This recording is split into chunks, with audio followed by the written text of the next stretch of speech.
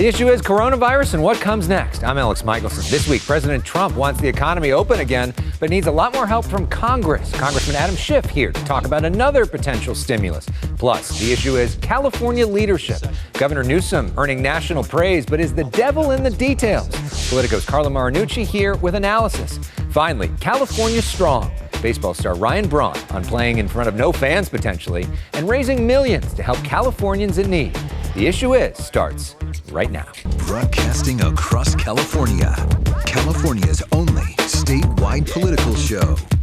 You're watching The Issue Is. And thank you so much for watching The Issue Is. I'm Alex Michelson. This week, the president laying out his guidelines for reopening the economy while Congress debates what comes next. Joining us now from Washington, D.C. is Democratic Congressman Adam Schiff, the chair of the House Intelligence Committee. Congressman, welcome back to The Issue Is. Thank you. Good to be with you. And by the way, we love your desk. Thank you very much. I'm getting a lot of feedback on my desk these days. All right. Let's talk about one of the big stories of the week, which is President Trump saying he wants the economy back open and basically giving the governors the green light to do things the way they want to do them. Gavin Newsom says he likes the broad strokes of what the president's saying. What say you? Well, initially the president said that he alone was going to decide to reopen the country whenever he deemed it fit. But he's, I think, had to acknowledge the reality that, no, the governors are going to make these decisions on the basis of what's best for the people in their state. And you're already seeing governors band together with other governors in the region to try to work collectively because, of course, the virus doesn't stop at state borders. But they want to make sure, the governors want to make sure, and I think this makes all the sense in the world, that they are ready before they talk about reopening. This push to prematurely open really on a day when we had the greatest number of coronavirus deaths, over 4,000 in a single day, doesn't make sense until we're ready and could lead to more misery for people. You know, the economy is a miserable situation right now. One of the things that you guys did in Congress was you passed this $350 billion for small business loans, which really has allowed some people to keep their employees employed. Now that's out of money, and there's a debate about what happens next. What do you say to people that are really desperate right now and that see this bickering in Congress and say, what's going on there? Well, I've been on the phone with small businesses, with small nonprofits. They want to see this program continue, and I think on a bipartisan basis, so do the members of Congress. But they've identified a lot of problems with it. People, particularly customers of large banks that apply, that are told, don't call us, we'll call you, have no idea whether their application is moving forward or not moving forward. And it looks like the big banks are giving their favorite customers the best treatment and leaving others behind. We want to make sure those problems are addressed. Have you worked out a framework to potentially vote virtually or do virtual caucuses to actually make some of this legislation happen? We're exploring not remote voting yet, but rather being able to designate a proxy so that someone who is in ill health or very distant from the Capitol that doesn't want to or can't take the risk of getting on a plane right now because they're quarantined or for some other reason, they could say, I'm going to give my proxy to this member to vote for me. But it would be under very narrow circumstances. It would be not a broad delegation that says, for example, Adam Schiff could vote for me, but rather on this vote, this is how I want the vote conducted, and I'm going to authorize so-and-so to cast that vote for me. One issue that may not have as much bipartisan agreement, but is certainly an interesting idea, is this Federal Paycheck Guarantee Act, which you are now supporting. Explain to folks how that would work and talk about if that has a chance of passing.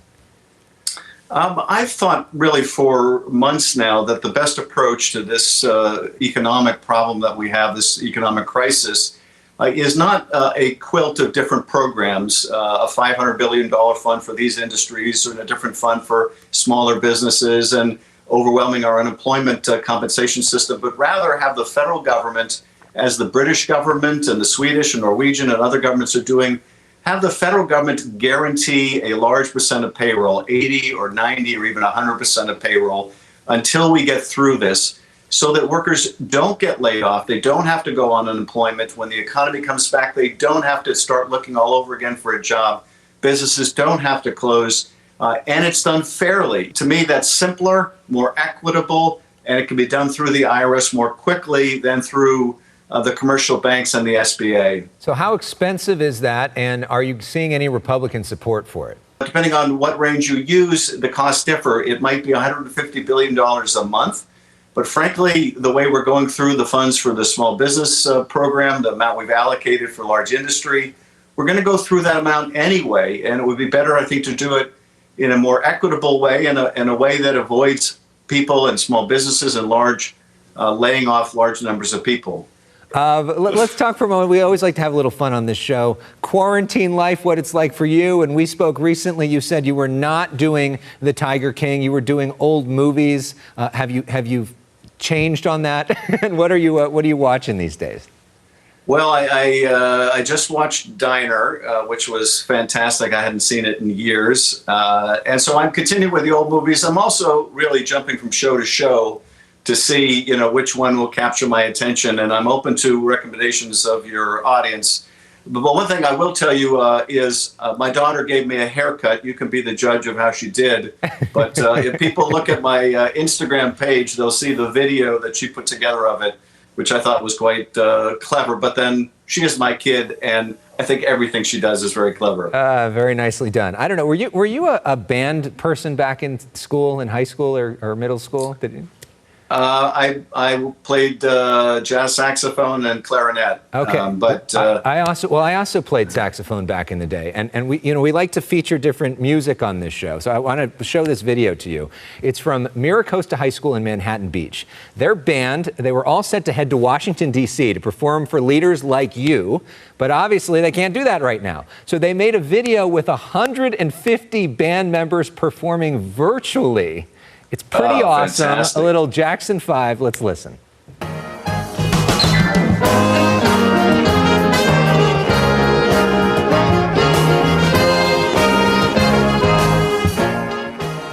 So bravo to those band kids. Wow. It's I Want You Back from Jackson 5. Congressman, we want you back in the studio sometime soon. But until that day. I will see you on the other side of the curve. Yeah, we'll see you on the other side of the curve. We appreciate you joining us. Nicely done again on the decorations, and enjoy those old movies. The hair looks nice. Thank you. Up next, Carla Marinucci of Politico breaks down what's next for California politics. Stay with us. More of The Issue Is after this. I must tell you, Gavin Newsom has been gracious. Los Angeles, California, the job we've done, and all of California. Who could have imagined that a few months ago? President Trump, Governor Newsom's weird bromance during this coronavirus crisis. Let's talk about that and more with Carla Marinucci. She is the dean of the California Politico Reporter. She writes the playbook for Politico. It's a free email newsletter. You must subscribe to it if you love this stuff like she and I both do. Carla, welcome back to The Issue Is.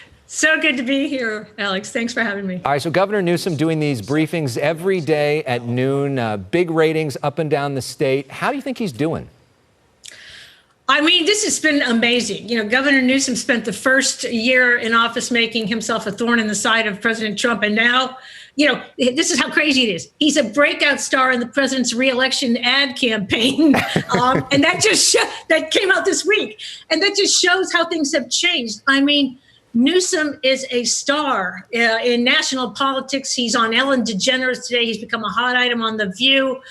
His poll numbers are through the roof. He's number one among all of the governors in terms of job approval rating right now. 83%. That's up more than half, 50% up since before the COVID pandemic. And in part because, look, he and Donald Trump are now BFFs. I mean, they are getting along. Trump is praising him every day. And that has worked in Newsom's favor. He has gotten what he's needed for California. Californians like that. Even his political foes are saying, he's shown discipline, he's shown focus. And he's been able to do things like create a consortium with Western states, put together $1 billion deal on masks. At this point, Gavin Newsom is riding high. We'll see how long that lasts. And, Newsom made a big splash. He went on Rachel Maddow, announced this massive purchase of masks from this Chinese company. But sometimes in politics, the devil is in the details. We had this virtual legislature hearing this week, which was really weird, with a few people wearing masks, other people trying to connect in virtually. It started an hour late because they couldn't get the technology to work, and then the system crashed because there was so much demand. But what they're looking at, the bottom line of that is they're thinking, does this deal really make sense that the governor's getting us in? Now we're getting down to actually doing business again. And they did have a lot of questions. And what are the details? And Newsom's office basically says, well, right now, it's really fragile. We've got to get this thing done. It's a question, this is a real sort of competition here between legislators wanting to do their job and doing oversight, and Newsom's people saying, hey, let's take care of business first. Let's get these masks out. Let's save lives. The clash is going to be coming. We're going to see more of Newsom getting criticism from the legislature. I think right now he's kind of the golden boy because he's managed to handle everything at once and juggle all these balls with Trump. Yet still, he's getting a lot of positive attention. Your pal, my pal, Jessica Levinson at Loyola Law School, writing an article suggesting that maybe Gavin Newsom should replace Joe Biden on the ticket. I saw that. Probably not going to happen, but that's obviously a good sign for Gavin Newsom. People are even bringing that up. When it comes to Joe Biden, he's still not there yet. I think that's the interesting thing. Joe Biden was on CNN this week, and the interview wasn't exactly inspiring. Let's take a listen. Kinds of things that have to be done.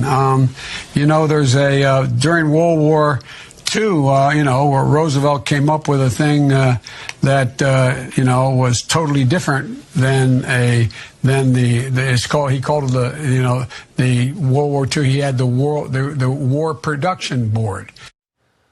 Huh? What is that? I mean, Joe Biden is stuck in this situation where he's stuck at home. The president gets to go out on TV every day. These governors get to go out on TV and actually do something. And that's the response? Yeah, I know. I mean, look, we've all had moments like that. Let me just say that Joe Biden is, as we know, is very articulate, is very impassioned, and has moments like this on Zoom that are going to be used against him. And you're absolutely right, Alex. I mean, the fact that he's in the bunker there delivering these messages, that puts him at a disadvantage to Donald Trump, who's out there every day at the White House briefing. Trump knows that. He's using those briefings sometimes to the ridiculous levels. They go on for 2 hours. Even conservative groups are criticizing him for that. But Joe Biden needs to be more focused, and people say maybe put together a kitchen cabinet and have discussions on Zoom, much like we're doing right now, to get his message across. That might be more effective. And he could actually have it from his kitchen. Yeah, exactly. The advantage of doing as I am right now. All right, Carla, it is always great to talk with you. Thank you for all the great questions during those briefings. We like to play music on this show, so this is pretty special, and this is so British. The BBC put together a virtual symphony session playing Mozart. It's extraordinary. Take a look. Nice. Okay.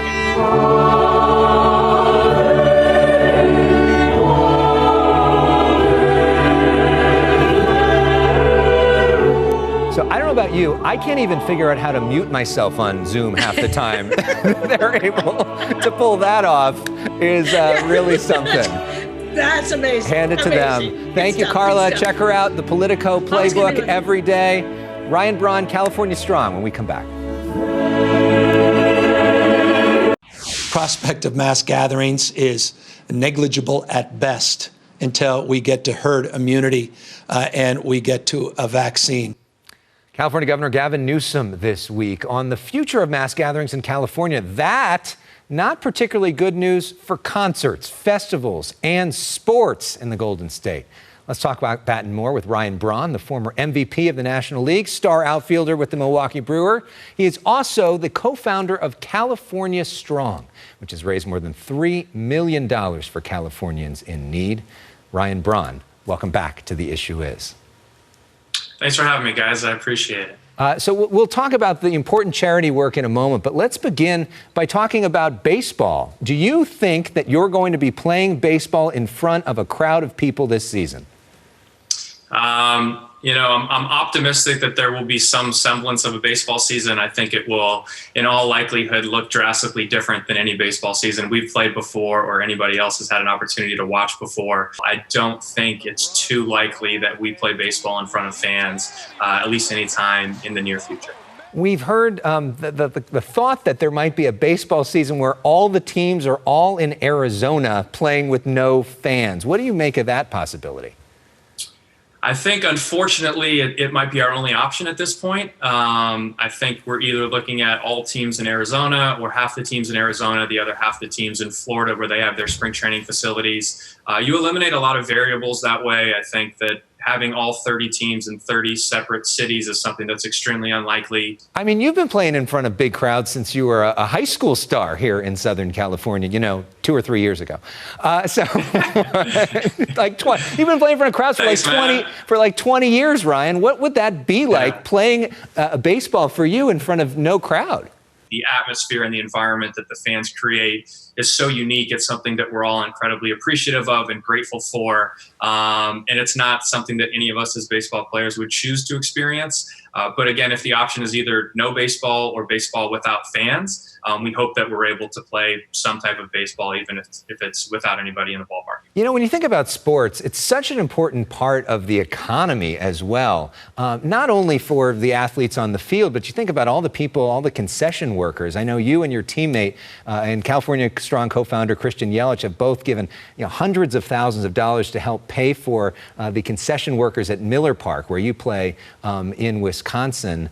Think about that, all the people that are being impacted in all these different ways by what's happening here.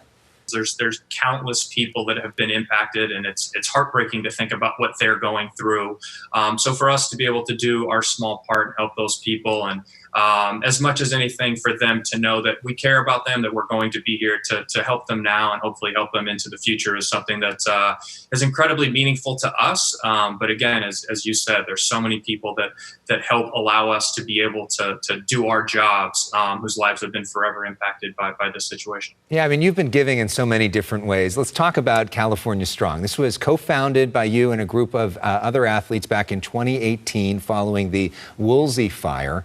You got this big celebrity softball game that is your main fundraiser with really big stars in it. And the last guy on the bench last year, I can't believe you recruited me to play. I somehow got a double, ran as fast as I possibly could without embarrassing myself. AKA MVP, right? I don't think you're giving yourself enough credit. I think that you're clearly athletic. I think that once an athlete, always an athlete. You performed well. We enjoyed having you out there. But as you alluded to, the support we've gotten from other athletes, from actors, actresses, musicians, prominent people in the business world has been overwhelming. It's something none of us could have expected. And it allows us to help people in a time of need like this. I mean, this is literally an unprecedented time of need where almost every single human needs help. And the goal of California Strong is to be able to have the widespread impact and be able to help as many of these people as possible. And playing a celebrity softball game is something that allows us to generate funds to give back to these people who are in a time of need. And you've already done that in this situation, given out more than $120,000 already in direct financial aid to Californians who are being impacted by coronavirus, $130,000 to researchers at UCLA, UCSF, Cedars-Sinai, plus providing over 100,000 meals to Feeding America, which is a great organization that's doing such important work. And you're not only doing that, you're also back home in Wisconsin, or where the Brewers play in Wisconsin. You're at home now. You're partnering with the Third Street Market, providing meals to healthcare workers. We have some images of that, and it really is remarkable when you see the healthcare workers and sort of under their masks, you can sort of tell the smiles on their faces as you're a part of helping to feed them. Yeah, it's incredibly impactful. I mean, it's emotional to see those images. There's no more meaningful thing you can do on this planet than positively impact other people's lives. And I think for all of us as athletes, we've tried to use the position that we're in to help other people. There's no greater feeling for us personally, and then to hear their stories and to see the impact we've been able to make on people's lives is something that is incredibly impactful. I think it's just motivated and inspired us to try to do more. Meanwhile, you're also a father of two of the cutest kids ever. I mean, I feel like you guys, the pictures of you guys is like what we should see in the frames that you would buy at a store or something. And my wife deserves you're now all credit home for any cute pictures. For the first time in your sort of career, you're now home with the kids. What's quarantine life like? How are you adjusting personally? My kids are 3 and 5, and we actually have another child that's due in about a month. So we have our hands full, but at the same time, we are enjoying the extra family time. Really grateful, from my perspective, for the extra time that I'm getting to spend with them.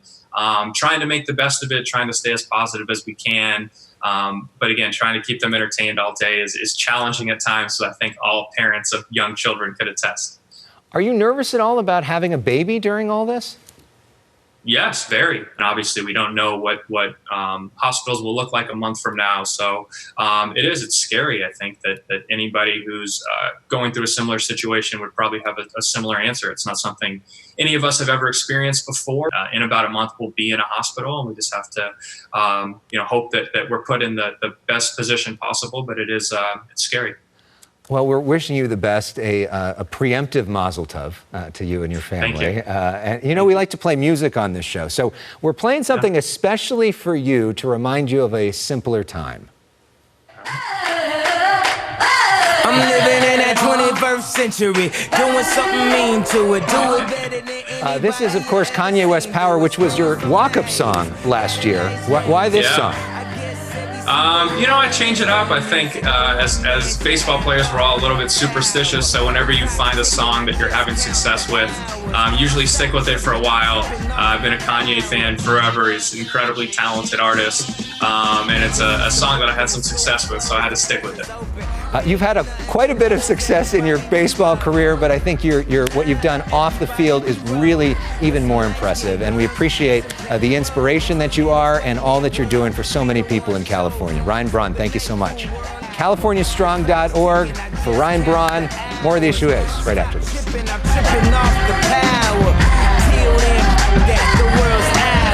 Every week during this crisis, we honor the first responders. This week, Mariah Carey re-recorded one of her classics. We have added some images, our favorite images of this week, to go with her music.